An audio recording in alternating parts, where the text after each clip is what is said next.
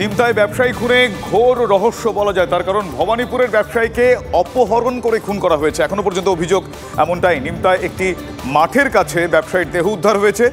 Wicket দিয়ে ওই ব্যবসায়ীকে পিটিয়ে খুনের অভিযোগ উঠছে। উইকেট দিয়ে জলের ট্যাঙ্ক থেকে বস্তাবন্দি দেহ উদ্ধার। ব্যবসার কাজে নিমতায় বন্ধুর বাড়ি এসেছিলেন ব্যবসায়ী। খুনের পর ট্যাঙ্কের পাশে পাঁচিল তুলে প্রমাণ লোপাটের চেষ্টা। আমার সহকর্মী সুশোভন এই মুহূর্তে রয়েছেন আমার সঙ্গে সরাসরি। সুশোভন, এই ঘটনায় আর কি আপডেট এখনো পর্যন্ত পাওয়া গিয়েছে? কোনো রকম কিনারাকি করা গিয়েছে? দেখো, পুলিশ ইতিমধ্যেই একজনকে গ্রেপ্তার করেছে এবং ইতিমধ্যেই বালিগঞ্জ থানায় কিন্তু Kolkata police commissioner Vineet Goel, additional CP 1 Muralidhar Sharma এবং joint CP crime Syed Waqar Raja সবাই কিন্তু ইতিমধ্যেই চলে এসেছেন এবং ডিসিও এসছেন। মূলত যেটা জানার চেষ্টা করা হচ্ছে যে এই ব্যবসায়ীকে কেন খুন করা হলো। পুলিশ সূত্রে খবর যে তার সঙ্গে আর্থিক লেনদেন সংক্রান্ত সমস্যা ছিল, সেই কারণে খুন করা হতে পারে। শুধুমাত্র আর্থিক লেনদেন না, আরও অনেক কিছু বিষয় এটা কিন্তু জানার চেষ্টা করা হচ্ছে।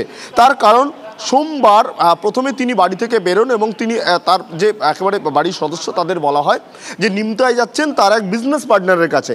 তারপর কিন্তু তার কোনো সন্ধান পাওয়া যায়নি এবং তার যে মোবাইল, সেই মোবাইল বিডন স্ট্রিটের একটি জায়গায় পাওয়া যায়।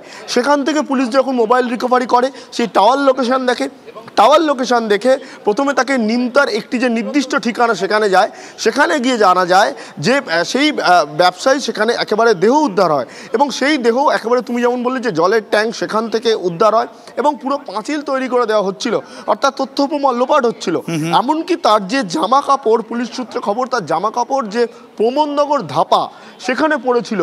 অর্থাৎ এই যে পুরো বিষয়টা, অর্থাৎ পুরো যে পরিকল্পনা, এই পরিকল্পনা কি একজনের পক্ষে সম্ভব না? এর পেছনে আরও অনেক কিছু ঘটনা রয়েছে এবং এর পেছনে মূল কারণ কি রয়েছে সেটা জানার জন্যই কিন্তু ইতিমধ্যেই লালবাজারের গুন্ডাতম শাখা ও গোয়েন্দা বিভাগ গ্রেপ্তার করেছে একজনকে এবং তারপর পুলিশ কমিশনার বিনীত গোয়েল তিনি নিজে এসছেন মূলত জিজ্ঞাসাবাদ করার জন্য। সব মিলিয়ে এই ঘটনার নেপথ্যে কি, এর আগে কোনো রকম শত্রুতা ছিল কিনা, পুরো বিষয়টা জানার চেষ্টা করা হচ্ছে। ধন্যবাদ সুশোভন। আমার সহকর্মী রঞ্জিত এই মুহূর্তে রয়েছেন। সুশোভনের কাছ থেকে এই মুহূর্তে পুলিশ কিভাবে গোটা বিষয়টা তদন্তে নেমেছে, আর কি জানা যাচ্ছে জানছিলাম, কিন্তু যেই ট্যাঙ্কে তার দেহ পাওয়া গিয়েছে এবং তার পাশে পাঁচিল তুলে দিয়ে প্রমাণ লোপাটের চেষ্টা করা হয়েছে, ঠিক সেই জায়গায় আমার সহকর্মী রঞ্জিত রয়েছে। রঞ্জিত, কি দেখা যাচ্ছে, কি জানা যাচ্ছে, একটু ডিটেল বলো।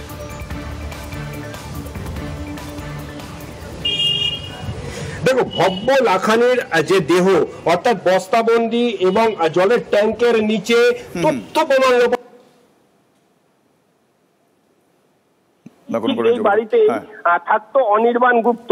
তার স্ত্রীকে নিয়ে এই বাড়িতে ভাড়া থাকতেন এবং এটি হচ্ছে নিমতার 26 নম্বর ওয়ার্ডে এই বাড়িতেই ভাড়া থাকতেন। এবং যেটি ঘটনার সূত্রপাত আমরা পুলিশ সূত্র মারফত, লালবাজার সূত্র মারফত এবং বালিগঞ্জ থানার সূত্র মারফত যেটা জানতে পেরেছি যে ভবানীপুরের ঔষধ ব্যবসায়ী এই ভব্য লাখানি তিনি কিন্তু গত পরশুদিন তিনি একটি মিটিং করবার জন্য বেরিয়েছিলেন এবং মিটিং করবার স্থান ছিল বালিগঞ্জ এবং সেই মতো তিনি বালিগঞ্জও এসেছিলেন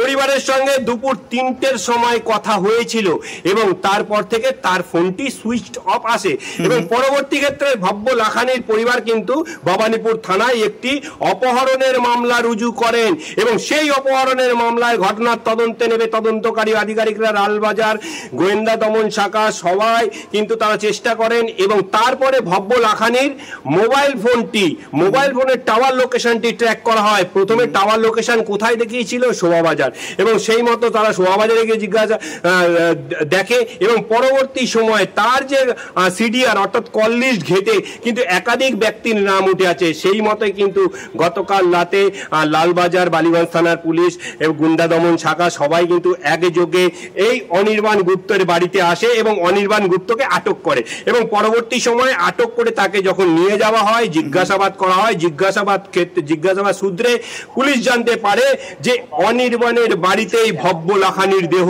আছে এবং পাশাপাশি আমরা পুলিশ সূত্র মারফত জানতে পেরেছি যে ভব্য লাখানি কেন বা কি কারণে ভব্য লাখানিকে খুন করা হয়েছে, যেটি পুলিশ সূত্র মারফত জানতে পেরেছি ব্যবসায়িক লেনদেনের জন্য বেশ কিছু, মানে কোনো না কোনো ভাবে যেটাকে আমরা বলে থাকি ব্যবসায়িক শত্রুতা, বা এক্ষেত্রে ব্যবসায়িক শত্রুতার কারণেই এই খুন কিনা নাকি অন্য কারণ রয়েছে সেটা তদন্তের পর জানা যাবে। আপাতত তোমাদের দুজনকে ধন্যবাদ জানাচ্ছি। একটা ব্রেকের সময় হয়ে গিয়েছে, ব্রেকের পর অন্য আপডেট নিয়ে ফিরছি।